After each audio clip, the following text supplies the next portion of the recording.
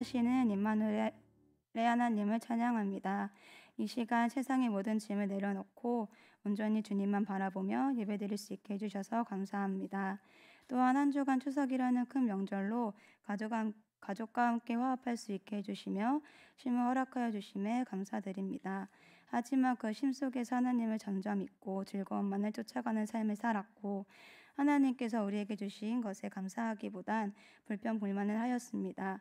이 시간 회개하오니 용서하여 주시고 우리의 삶의 주관자이신 하나님을 잊지 않고 우리의 삶 속에서 주님의 주신 은혜에 감사하며 살아갈 수 있게 도와주세요. 세상의 통치자이신 하나님, 주님의 통치 아래 우리나라가 세워지게 하시고 권력과 힘을 가진 모든 이들에게 지혜를 주셔서 하나님의 섭리대로 권력과 힘을 사용하여 하나님의 나라가 바르게 세워지는 데 기틀이 될 수 있도록 도와주시며 빈부격차 없이 모두 풍요로운 삶을 살아갈 수 있게 도와주세요. 선교지에서 주님을 예배할 수 있는 성전을 짓고 기도하고 예배하는 모든 선교사님들을 축복하여 주시고 건강을 지켜주셔서 하나님의 일을 하는데 힘드심이 없도록 도와주세요. 어느 한 곳으로도 치우치거나 무너지지 않는 단단한 믿음을 주셔서 선교지에서 주님의 복음을 힘차게 전할 수 있도록 해주시고 그곳에 세워진 하나님의 성전이 더욱더 단단하게 뿌리 내릴 수 있도록 하여 주시옵소서. 또한 선교사님들의 가정을 축복하여 주셔서 부족한 것들을 채워주시고 건강하게 삶을 살아갈 수 있도록 도와주세요. 주님, 19일에는 학금초등부와 꽃마을 영화부 야외 예배가 있습니다. 준비하는 목사님과 전도사님, 선생님들을 축복하여 주시고 안전사고 없이 주님의 은혜 안에 아이들이 뛰어놀며 주님을 예배하는 시간이 되도록 도와주세요. 22일부터 24일까지 종교개혁 특강이 있습니다. 특강을 준비하시는 배덕만 목사님을 축복하여 주시고 종교개혁 특강을 통하여 교회가 어떤 방향으로 나아가야 하는지 우리는 어떠한 마음으로 세상을 살아가야 하는지 알 수 있는 시간이 될 수 있도록 도와주시고 26일에 있는 공동의회 장로선거를 통해 교회에 필요한 일꾼이 세워질 수 있도록 도와주세요. 10월과 11월은 내년을 준비하는 기간입니다. 새롭게 내디질 내년을 위해 함께 중보하고 준비하는 다들인 성도들을 되게 하여 주시고 내년 준비를 위해 힘쓰는 모든 이들에게 지혜를 부어주세요. 교직자 성도님들의 가정 중 병으로 아파하고 있는 분들이 있습니다. 주님께서 치유의 손길로 어루만져 주셔서 병이 깨끗하게 나을 수 있도록 하여 주시고 아픈 분들을 옆에서 보살피고 간호하는 성도들이 지치지 않을 수 있도록 힘을 더하여 주시옵소서.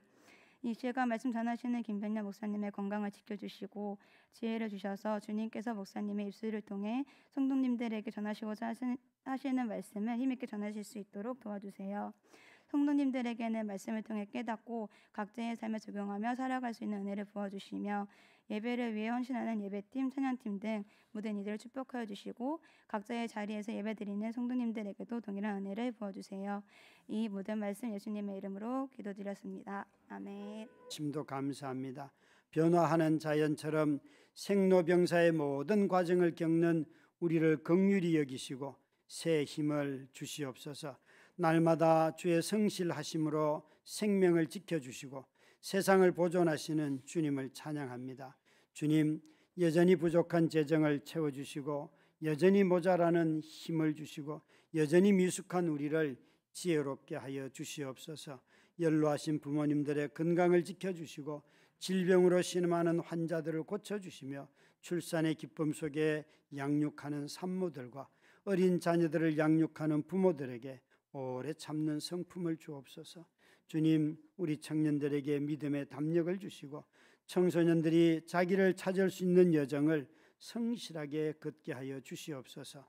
살아갈수록 먹고 마시고 소화하는 모든 일들이 수월하게 하여 주시옵소서. 예수님 이름으로 간절히 기도드렸습니다. 아멘.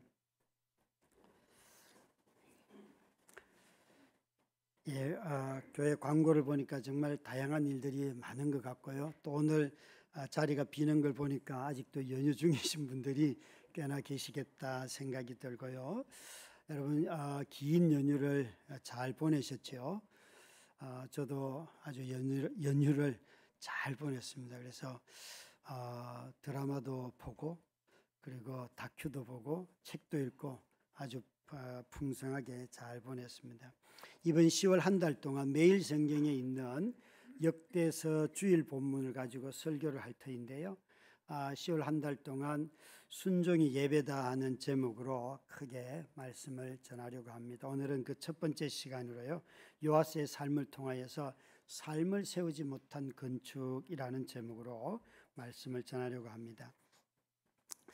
믿음에 대해서 오늘은 생각해 보려고 하는데요.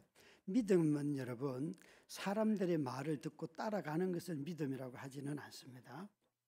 우리는 자주 믿음을 정보, 이해, 지식 이런 쪽으로만 생각하다 보니까 누군가 어떤 말을 하면 그것에 대해서 자기가 동의하면 내가 믿음이 있는 거구나 라는 생각을 합니다.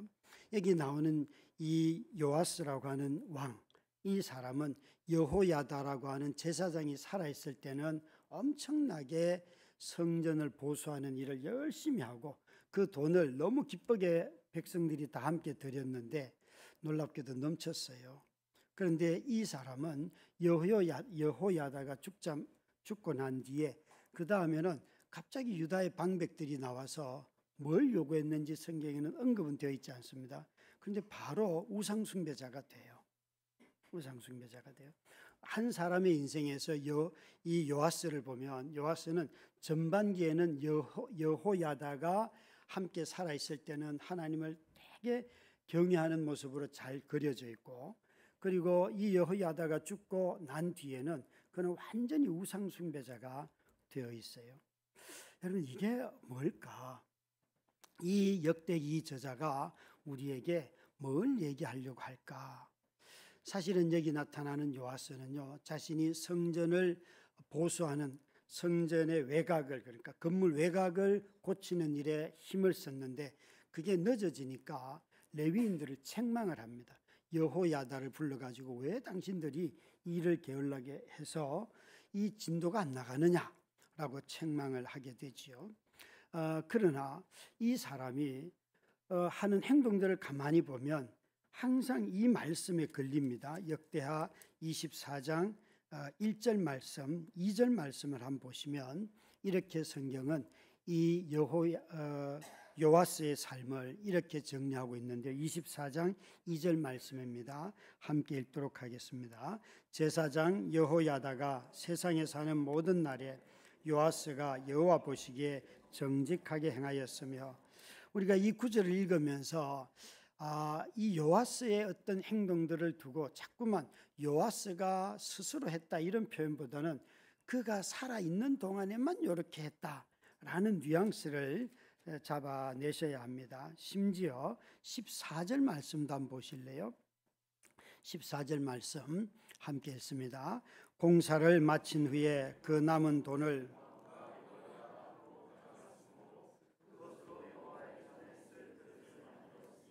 곧 섬겨 제사 드리는 그릇이며 또 숟가락과 금은 그릇들이라.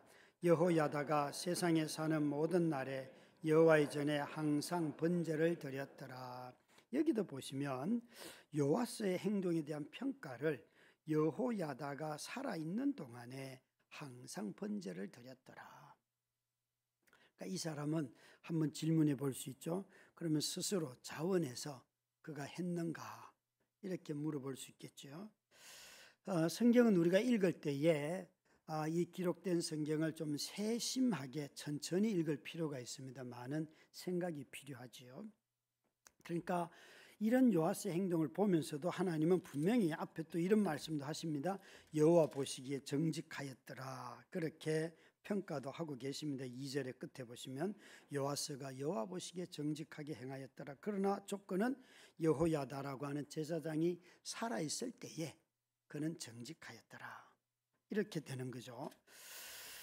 그러니까 이 요아스의 행동들을 다 보면 그가 여호야다로부터 큰 영향을 받고 그를 따라간다는 거예요. 그러니까 여러분 이런 걸 잘 생각하셔야 돼요. 주변에 좋은 사람이 있으면 따라갑니다. 그걸 보고 따라가는 사람의 믿음이다라고 말할 수 있을까요? 없을까요? 좀 퀘스천이 있지요. 근데 그 다음에 이제 이 요아스 주변에 여호야다는 없고 이제 여호야다가 130세에 죽었는데 16절 17절에 보시면 누가 나타나는가 하면 유다의 방백들이 나타납니다. 17절에 유다의 방백들이 읽은 대로 왕에게 절하매 왕이 그들의 말을 듣고, 내용은 모르지만 18절 내용을 보니까 결국 그들이 요구하는 것은 여호와를 버리고 우상을 섬겨야 한다 하는 내용이에요. 어떤 조건을 달고 그걸 했는지는 모릅니다. 여기 나오는 방백들은 두 부류의 사람들로 이 단어만 가지고 추정할 수 있는데, 군사일 수도 있습니다. 군인들. 그러니까 요아스 휘하에 있는 각 부족이나 각 마을을 통치하는 또 다른 군인들일 수도 있고요. 아니면 관리자들일 수도 있습니다. 공무원들. 이런 사람들이 나와서 왕에게 여호와를 버리고 아세라 상을 섬겨야 됩니다 라고 요구했다는 거예요. 그리고 그걸 쫓아가고 있어요. 여러분, 여기에 이제 우리가 생각하고 살펴야 할 것은, 그러니까 이 요아스라고 하는 사람은 좋은 사람이 있을 때는 좋은 사람의 영향력을 받고, 악한 사람이 있거나 우상 숭배자들이 있으면 그것도 영향을 받아요. 이 사람의 문제는 뭐예요? 자신의 확신, 자기의 고백, 이런 게 없다는 거죠. 누구든 따라갈 준비가 다 돼 있는 사람이라는 것이에요. 여러분, 그의 행위를 보면 성전을 보수하고 또 보수하려고 남을 만큼 엄청난 헌물을 드리고 하지만, 그는 제사장이 있을 때는 제사장을 따라가고 우상을 섬기는 숭배자들이 있으면 그를 따라가는 이런 삶의 모습이 이 요아스의 삶이라는 거죠. 이런 삶을 살 때 나타나는 결과가 뭘까요?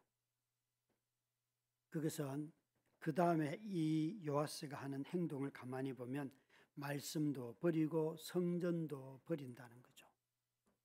그가 그렇게 열심히 성전을 보수했음에도 불구하고 성전을 버립니다. 그러니까 이 요아스의 약점은 사람들에게 끌려다닌다는 거예요. 자신의 확신과 자신의 믿음은 아니에요. 그냥 단지 그 주변에 좋은 믿음의 사람이 하나 있었을 뿐이에요.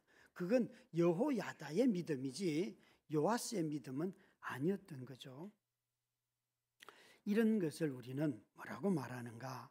이 요아스가 믿음이 없다라고 얘기를 하는데, 그런 가장 큰 이유는 이 역대서에서는 이 사람이 하나님을 따랐다라고 할 때에 항상 붙는 부사가 있습니다.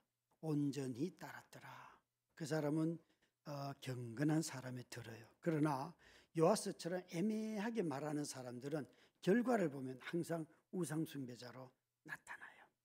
그러니까 역대기 저자는 이런 말을 하는 거예요. 그가 하는 행동을 다 보면 되게 신앙적이고 그걸 열심히 쫓아가는 것 같았지만, 그는 전심으로 자신의 믿음으로 그것을 쫓아가지는 않았다는 거예요. 자신의 믿음으로, 자신의 마음을 다해서. 우리는 여러분, 이런 것을 믿음의 흉내는 낼 수가 있죠. 그죠? 흉내는 낼 수 있죠. 흉내라는 단어가 하나님을 본받으라, 에베소서 4장에 같은데 5장에 보면 하나님을 본받으라 할 때 이게 흉내 내다는 뜻이거든요. 이미테이트가 된다는 것. 그런데 흉내라는 단어는 좋은 뜻이에요. 우리가 앞으로 이렇게 바뀔 것을 바라보면서 지금은 그게 미치지 못해요. 기도도 잘 못하고 말도 잘 모르게, 그런데 기도를 흉내를 내다 보면 나중에 아주 유창하게 기도도 하고 내용도 풍성하고 뭘 구해야 될지 알고, 이건 좋은 의미죠. 그죠? 흉내가. 그러니까 흉내라는 말의 뜻은 지금은 내가 그 기준에 미치지를 못해요. 그러나 그것을 자꾸 하다 보면 그게 변화되어 있는 자기를 보는 거예요. 이게 성경이 말하는 흉내예요. 그런데 여기 나타나는 이 사람 요아스가 흉내낸 것은 전혀 그 마음에 이 열망이 없는 상태예요. 그냥 따라가는 거죠. 따라가는 거. 그래서 이 요아스는 자기가 왕이 되었는데, 왕으로서 그 왕을 지키려고 하면 내가 군대가 필요하고 더 많은 지지자가 필요하겠구나 라고 생각했다는 거예요. 아니요, 여러분. 이스라엘에 보면 하나님이 왕을 지키시는 방법은 왕이 하나님의 율법에 순종하면 그가 고난을 겪든지 삶이 평안하든지 그를 왕으로서 잘 유지하도록 지켜주셨거든요. 그러나 이 요아스는 그런 마음이 없는 것이에요. 그러니까 요아스는 그럴듯하게 쫓아는 갔지만 그의 믿음에서 나오는 흉내가 아니었기 때문에 자신의 마음의 고백이 아니에요. 우리는 자주 믿음이라는 단어를 쓸 때마다 믿음이 순종과 연결되어 있음에도 불구하고 자꾸 지적인 동의나 정보에 대한 이해 이런 것을 믿음이라고 생각하는 경향이 아주 많아요. 그래서 이런 사람들은 더 좋은 의견을 가진 사람 만나면 그쪽으로 막 쏠려갑니다. 또 그러나 자기 자신이 유익이 되고 그러면 그것이 나쁜 것이라 할지라도 그것을 거절할 힘이 없어요. 자기 고백이 아니고 정보이기 때문에 자기가 생각할 때 더 좋은 정보를 선택할 뿐이에요. 물론 여기에 여호와는 요아스를 가만두지 않았습니다. 선지자들을 보내서 그를 돌이키려고 하였는데 24장 19절 말씀에 보시면 거기에 선지자들을 여호와께서 그들에게 경고하였으나 듣지 아니하였더라 19절에 말씀하셨어요. 여기에 선지자들이라고 하는 걸 봐서 한 사람이 아니라 여러 명을 보냈지요. 그런데 이제는 그가 여호와의 전을 보수할 만큼 열심을 가졌었으나 이제는 여호와의 부름받은 종의 이야기도 전혀 듣지 않습니다. 여호와께서 다시 돌아오도록 그들을 권면해도 이 돌이키려고 한 모든 여호와의 노력이 허사가 됩니다. 여러분, 성전을 보수하는 데 열심을 내고 기물들을 바꾸고 도금하고 바꾸고 교체하는 데 아주 열심을 냈던 사람이 왜 이렇게 변했을까요? 오히려 이제는 선지자의 말도 듣지 아니하고 그 하나님의 법을 완전히 어기게 됩니다. 이렇게 말씀을 버리고 무시할 때 어떤 일이 벌어질까요? 24장 20절부터 21절 말씀해 보시면 여기에 그게 여호야다의 아들 스가랴가 하나님의 말씀을 그에게 전하는데 이렇게 선포하였습니다. 심판의 메시지를 21절을 같이 읽겠습니다. 시작. 무리가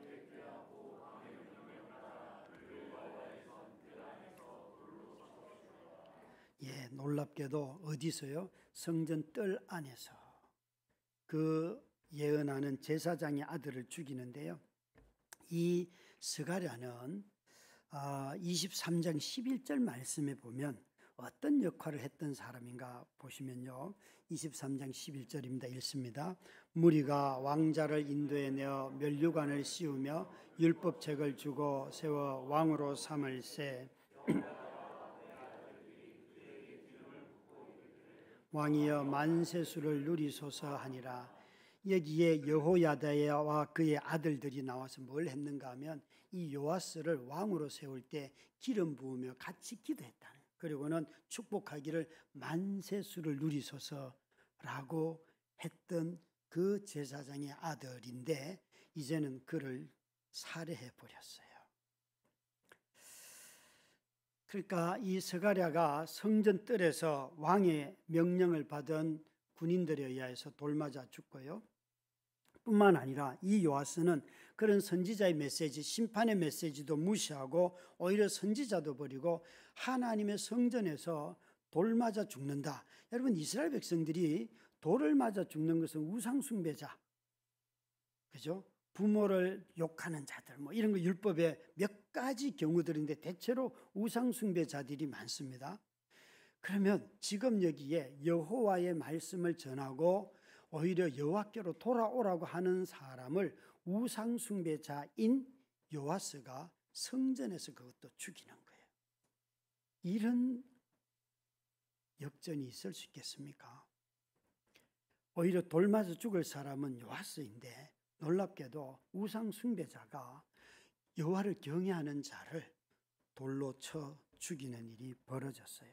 그러니까 여기 나오는 요아스는 이제 선지자의 권면도 완전히 버렸고 하나님의 말씀도 버리고 성전도 버리고 오히려 자신이 우상 숭배자가 되었다는 것이에요. 도대체 무엇이 요아스의 삶을 이렇게 만들었을까요? 어떻게 요아스가 전반부의 그의 통치 시기를 보면 열심히 성전을 보수하는 일에 백성들을 동원하고 하여서 같이 잘 하였는데 이렇게 바뀌었을까요? 요아스는 여러분 이스라엘의 특히 유다 쪽의 왕들을 다 보면 40년 이상 통치한 사람이 한 4명 내지 5명이 나오는데요. 이 요아스는 41년을 통치해요. 두 번째에 속할 만큼 굉장히 오랫동안 통치했어요. 그런데 그의 삶의 결과는 우상 숭배자가 되었는데 무엇이 그의 이 열심과 헌신들을 전혀 다른 대상으로에게 헌신하도록 바꾸었을까요? 저는 이 요아스의 삶을 보면서 한 가지 깨닫게 되는 것은 간접적인 지식은 믿음이 아니라는 거예요. 간접적인 누구로부터 들었고 또 누구에게 영향을 받았고 이런 것은 좋은 정보일 수는 있지만 그것이 믿음이 되지는 않는다. 그것이 이 본문을 보면서 제가 깨달은 바예요. 그러니까 이 역대서에서 요아스를 향하여서 그가 여호와 보시기에 정직히 행하였으나라고 한 뒤에 전심으로 따랐더라라는 역대기만의 독특한 그 사람을 평가하는 기준이 나오질 않아요. 그게 하나의 힌트이고요. 두 번째는 그는 여호야다와 같은 사람을 만나면 그 영향권 안에서는 살았어요. 그래서 그가 따르는 사람이 선한 사람이면 선한 행위들은 하였지만 자기 마음에서 나오는 것은 아니었던 것이에요. 또 다른 사람을 만나면 얼마든지 그 모든 것을 부정하고 바꿀 수가 있는 사람이에요. 그런 점에서 간접 지식은 나의 믿음이 아니라고 말씀드리는 것입니다. 사람들에게 이끌리고 사람들이 주장하는 것을 그냥 따라가는 것이죠. 여러분, 이 간접 지식이 많은 사람들의 특징 중에 하나가 뭔가 하면 22절에 있는 말씀처럼 똑같습니다. 같이 22절 읽습니다. 요아스 왕이 이와 같이 스가랴의 아버지 여호야다가 베푼 은혜를 기억하지 아니하고 그의 아들을 죽이니 그가 죽을 때 이르되 여호와는 감찰하시고 신원하여 주옵소서 하니라. 여기에 이 요아스 왕을 뭐라고 평가하는가 하면 스가랴의 아버지 여호야다가 베푼 은혜를 기억하지 아니하고, 그가 어떤 은혜를 다 잊었을까요? 이 스가랴의 아버지 제사장인 여호야다가 베푼 은혜가 무엇인가 하면 이 요아스는 사실 성경 인물 중에 굉장히 극적인 인물입니다. 그의 엄마가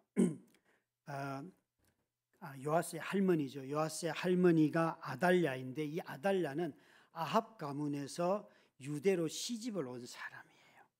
그 아달랴가 낳은 아들이 아하시아라고 우리 22장에 나오는 인물이에요. 이 아하시아가 전쟁을 하다가 상처를 입고 그가 부상을 당해서 결국 죽게 돼요. 그 자기 아들이 죽은 거예요. 그랬더니만 22장 10절에 보시면 뭐라고 말하는가 하면 22장 10절에 이 아하시아가 이렇게 말을 합니다. 읽습니다. 아하시아의 어머니 아달랴가 자기 아들이 죽은 것을 보고 일어나 유다 집의 왕국의 씨를 모두 진멸하였으나, 여기에 아달랴는 자기 아들이 죽는 것을 보고는 유다 집의 왕국의 씨, 이 성경을 읽을 때 씨라는 단어가 나오면 되게 중요하게 여기셔야 합니다. 이 씨는 나중에 예언자들을 통하여서 메시아를 의미하는 중요한 단어입니다. 그러니까 하나님은 유다 지파를 통하여서 이 땅에 메시아를 보내기로 약속을 하시고, 지금 역대기는 그래서 다윗의 가문 중심으로 쭉 적어가는데 이 아달랴는 뭘 하려고 했는가 하면 하나님의 그 구원할 계획을 완전히 없애버리려고, 유다 가문의 왕자들을 다 죽이려고 했다. 그래서 실제로 죽였어요. 그런데 그때에 이 여호야하스 제사장과 그의 아내가 나타납니다. 여호사밧이라고 하는 이 부부가 나타나는데 22장 11절 12절에 보면 이 두 부부가 뭘 하는가 기록이 되어 있습니다. 읽습니다. 왕의 딸 여호사밧이 아하시아의 마음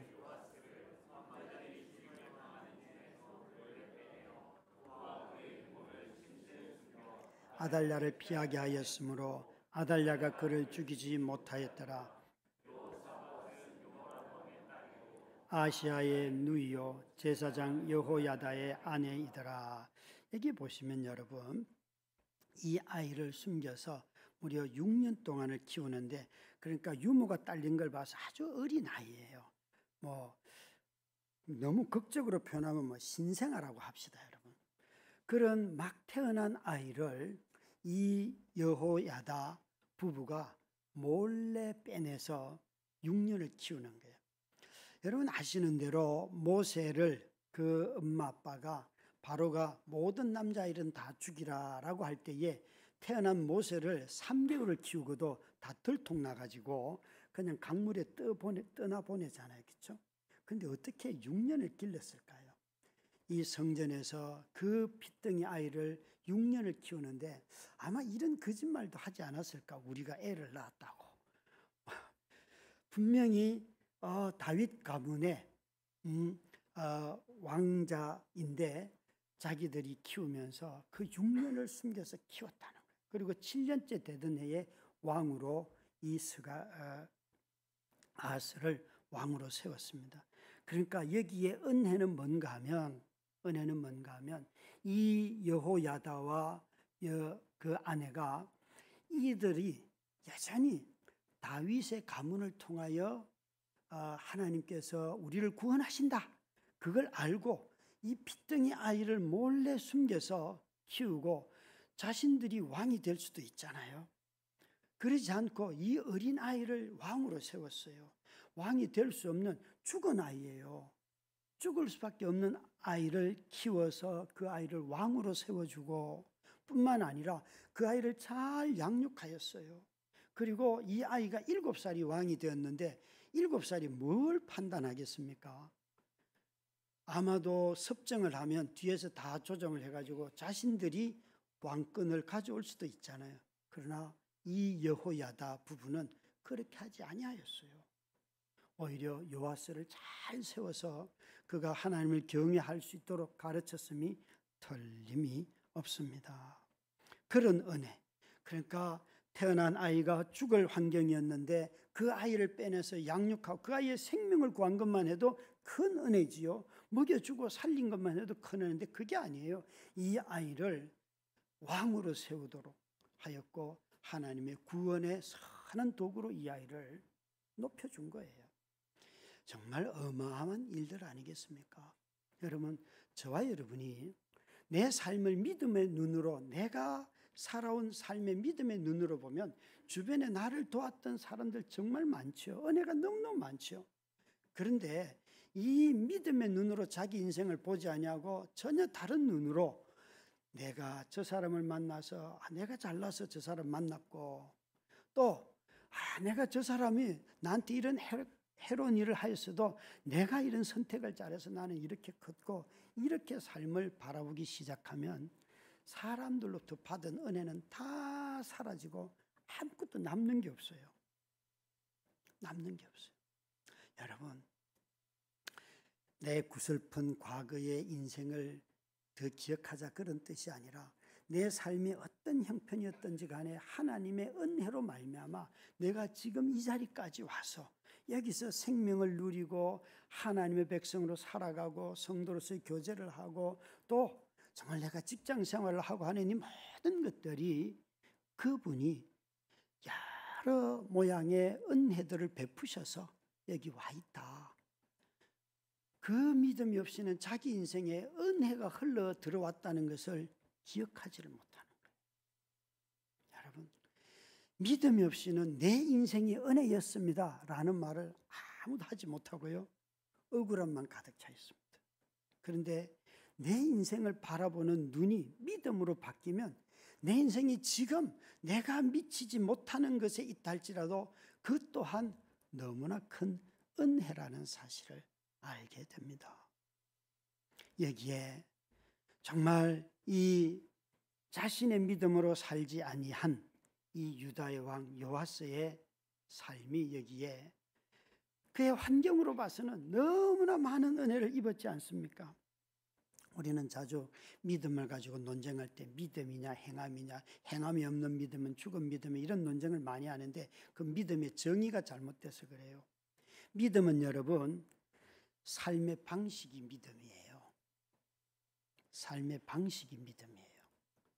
삶의 방식이 믿음입니다라는 이 정의만 갖고 있으면 믿음은 행함이냐 아니냐 논쟁할 이유가 하나도 없어요. 그런데 믿음을 자꾸 지적인 동의로 가져가니까 이게 행동은 붙는 거냐 안 붙는 거냐, 네가 진심으로 믿는다면 행동하지, 안 믿는다면, 아니 여러분, 진심으로 믿어도 행동이 못 미칠 때가 있잖아요. 그래서 모방한다니까요. 선한 주님을 바라보면서 자꾸 변해가는 거예요. 10번 화내던 거 8번 화내게 돼 있고요. 본받기 시작하면 나중에 줄여지고요. 나중에는 그 사안으로는 누가 시비 걸어도 화도 나지 않아요. 아유, 저 어린 것이 또 나 시비 건다. 그렇게 되는 거예요. 이 명절 보내면서 진짜 저도 원래 가족끼리 함께 있으면 화나는 일이 많잖아요. 그게 하나든 10명이든 다 똑같아요. 그죠? 하나 같이 있는데 얘가 또 제 성질을, 그것도 아주 사소한 일이에요. 금요일날 새벽에 5시쯤 일어나서 이제 준비해서 안 막힐 때 학교를 가야 되니까 6시 전에 얘가 차를 끌고 나가거든요. 막내가 차를 딱 타더니 전화가 와서, 아빠 내가 핸드폰 충전기를 안 가져왔는데 그걸 좀 가지고 내려와 주시면 안 되겠습니까? 근데 제가 6시면 새벽기도 줌으로 하는 시간이에요. 그래서 제가 야 지금 기도해야 된다. 그래서 내가 그러면 요거 싸가지고 아래로 이 사과 같은 거 이렇게 포장하는 거 있잖아요. 쿠션이 되니까 그거 싸고 비닐 싸서 밑으로 이렇게 톡 떨어뜨릴 테니까 가지고 가라 그랬더니만 아니야 그냥 갈게. 이런데 마음에서 있잖아요. 분노가 있잖아요. 그럼 왜 얘기를 해? 나 지금 기도 시간인 거 다 알면서 막 마음에 분노가 있잖아요. 그래서 뭐라고 한마디 했어요. 한마디 안 해야 되는데 했어요. 가고 난 뒤에 1시간 동안 기도가 됩니까 여러분? 기도 그냥 이름만 올려놓고 또 그러니까 또 계속 더 화가 나는 거예요. 막 왜 내 성질을 건드려 가지고 기도도 못하게 하냐 이거예요. 1시간 뒤에쯤 그래 이게 내 모습이다. 그리고 전화를 해서 미안해 사과를 했는데요. 사과하면서도 내가 해야 되냐 네가 해야지. 여러분 정말 우리가 성품을 닮아간다는 것이 정말 사소한 것에 걸려 넘어질 때가 얼마나 많고, 그것 때문에 화가 나가지고 더 막 실갱이를 하고. 참 여러분, 그러니까 여러분 이 믿음은 삶의 방식이에요. 삶의 방식이에요. 이 요아스가 왜 제목으로 제가 삶을 세우지 못한 건축이라고 했는가 하면, 그는 건축은 성전을 보수하는 일은 했을지 모르지만 그의 마음에 주님을 닮고자 하는 마음이 자신의 믿음이 아니었다는 것이에요. 레위인들을 책망할 줄은 알았지만 일이 잘 안 된다고 자기 자신이 하나님을 떠나고 있다는 사실을 그는 몰랐다는 것이죠. 오히려 자신의 목숨을 건져준 은혜를 악으로 갚아버리죠. 자기를 왕으로 삼도록 해준 그 가문의 자녀를 오히려 죽였습니다. 여러분, 이 요아스와 같은 사람들은 영향력 안에는 삽니다. 그러나 악한 영향력이 왔을 때는 그걸 물리칠 힘도 없고 분별할 힘도 없고 오히려 그 악의 지배를 받는 것입니다. 그냥 단지 환경적으로 좋은 사람이 옆에 있었을 뿐이지 나의 믿음은 아닌 것이에요.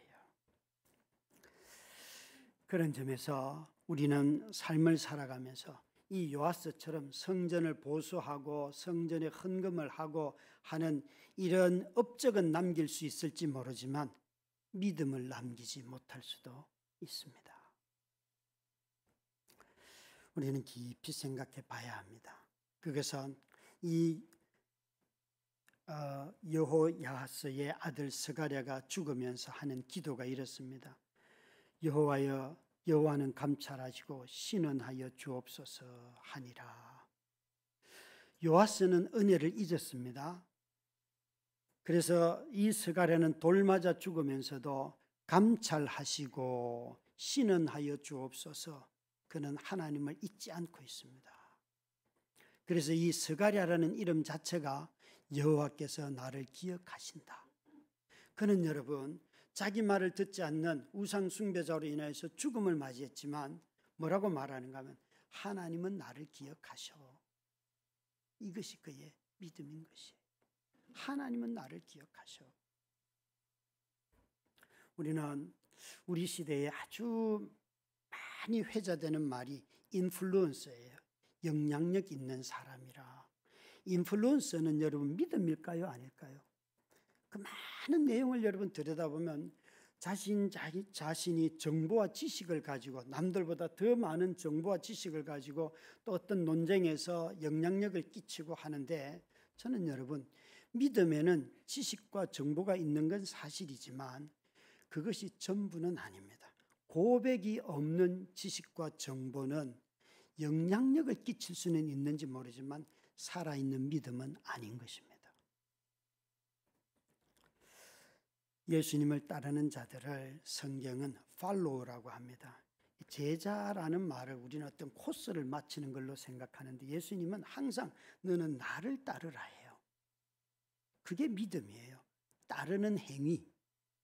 그래서 예수님과 함께 걸어가고 예수님을 배우고 예수님 말씀한 대로 행하고, 지식과 정보가 있으면 논쟁을 할 때는 명확한 입장을 갖고 있기 때문에 승리할 수 있는 것처럼 보입니다. 그래서 저 사람 때문에 하나님께 영광을 돌립니다 이런 것 같지만 여러분 논쟁에서 승리한다고 하여서 하나님께 영광이 되는 게 아니지요. 아니지요. 오히려 사람을 대하는 태도, 또 삶을 살아가는 방식이 논쟁에서의 입장 정리보다도 오히려 그 삶을 보면서 사람들은 저 사람은 참 믿음을 가졌다라고 이야기하지 않습니까? 사랑하는 성도 여러분, 우리 모두가 믿음의 사람이 되려고 하면 인플루언서가 되려고 하기보다는 예수님을 따르는 자들이 되기를 바랍니다. 그래서 삶의 방식이 변화되어서 우리의 변화된 이 삶의 방식으로 사람들이 나를 보면서 저 사람은 믿는 사람이다 라고 칭찬받는 우리 성도님들 다 되시기를 주의 이름으로 축원합니다. 우리 함께 한 목소리로 기도하십시다.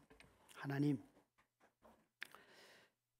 믿음이 나의 고백과 순종을 통하여 드러나는데 그것보다는 자꾸만 지식과 정보만 가지고 행함은 없는 삶의 방식이 아닌 것을 가지고 나는 믿습니다라고 말하는 이것을 내려놓게 하여 주시옵소서. 그래서 정말 예수 따르는 자가 되게 하옵소서. 함께 기도하겠습니다. 하나님 아버지 고맙고 감사합니다.